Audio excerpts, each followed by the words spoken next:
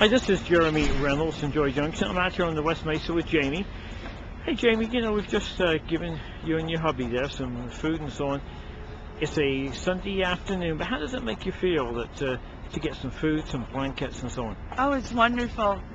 With my surgeries, I have not been able to have any extra money at all. So I only have one comforter, and it's just wonderful that you guys came out, because I really didn't want to go to the grocery store. I'm in pain. You know what, Jamie, I don't think people think of people becoming homeless through having illness so much.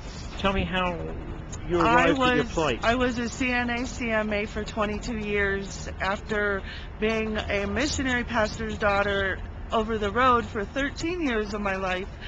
And to be out here so far away from my family and to have lost my job because of an injury and they're not being held responsible for it is ridiculous. And that my disability hearing has been put off 8 times because I'm so young. It's ridiculous that I got hurt and cannot support myself anymore. Tell me how it makes you, or rather, Jamie, tell me how your faith, because you love Jesus, how has your faith helped you get through and continue to get through these hard times? It's brought me good people.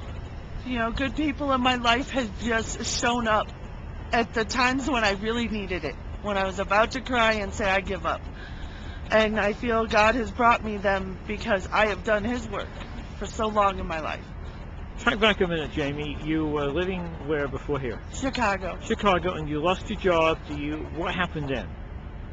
I split out, dislocated and split both of my shoulders out, tore up my hand, and when I fell, I hit my nose, and I had to have reconstructive sinus surgery. I've had to have reconstructive hand surgery, and now I'm waiting to go in for both of my shoulders in another 1 month.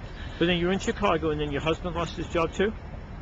Yes. Yeah, and then so what happened, and did you get He went off without me to leave me with my family, and when he got a job out here, it was better. He wanted me to come to Kansas, and I wouldn't because it wasn't stable enough. But then we got all the way out here, and he seemed to have, you know, even though he lost his other job, he found another one right away. What would you say to people who say, oh, they shouldn't, you know, be living out here, they should just get back on their feet again? It's not quite as easy as it looks. No, it's not as easy. You got to come up with deposits. I mean, I don't even know my way around Albuquerque. I don't know the good places, the bad places. How am I going to feel like I'm going to be safe to go off and just get an apartment when I don't even know the areas?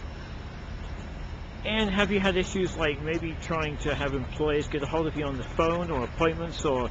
No, my family bought me a cell phone and they pay for it. It's mandatorily paid for so that I can at least get all my doctor's calls. That between that and, you know, them helping me, that's all I get. Now, my unemployment's all gone, and they wouldn't even let me have a, you know, what you call it, an extension. Yes. They wouldn't even let me have an extension. No. They told me that I didn't make enough to get an extension. Now, how have people been to you in Albuquerque as a rule? Have they been kind to you? They've been wonderful. So much more wonderful than Chicago, where I'm from. I think that's one thing that keeps me out here. What would you want people to know, Jamie, about the difficulties of being homeless? The part when you have to go without food. And when it's so cold that you just can't even bear it, and you don't have enough to wrap up in, and you're losing feeling in your body parts because you're so cold. How do you feel emotionally at that point? Obviously you feel cold. How do you feel emotionally? Do you feel depressed? Do you feel desperate? I feel like I'm alone. I'm alone and that nobody cares. But you know what? We care for you. Jesus cares for you, and a lot of generous donors around town care for you as well. So what do you see for the coming year? Make it through the rest of my surgeries and get my disability. Right? 6? Yes, six more surgeries and to get my disability. I don't want to be pushed away by the courts any longer because of my age. I'm hurt and I can't work ever again, even if the surgeries do work. And what would you say to the people here in town that have helped you thus far? Your husband's employer? Oh my gosh, thank you to everybody, you know, that's pulled together during the times when I needed it. Because I didn't have a vehicle when I went in for surgery. My husband's boss right here, He let him take me to surgery in the service truck, pick me up in the service truck, go get my medicine in the service truck. There are good people out here. And what would you say to the people who make our lifeline of hope a reality, enabling us to give you blankets and food and stuff? That is just the greatest thing. It is.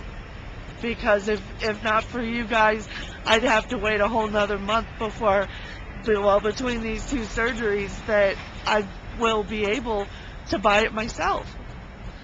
Well, we are so happy. And again, just reflecting back in the closing moments, if you didn't have a relationship with Jesus, Jamie, how much harder would this have been? I wouldn't be here. I've already done committed suicide. I can guarantee you that. I have been through such a hard last 15 months that if it wasn't for him, I would have just said forget it. He gives us the reason, doesn't he? Yes. That is so awfully cool. Jamie, anything that you'd like to tell our viewers that I haven't asked you? Oh, just to believe in God. If you do, he'll bring you the good people. And that means really believing in God when you're down and out, crying to him. Don't cry to your mom. You really, really have to 100% believe, and people will come to you, and they will be there to help. Jamie, that is awesome. Thank you so much for your time. The Lifeline of Hope will be back again this week, and the week after, and the week after that. You will be in my prayers and our prayers as well. Take care. Have an awesome day. Take care. God bless you. Happy New Year. Thank you. Bye-bye.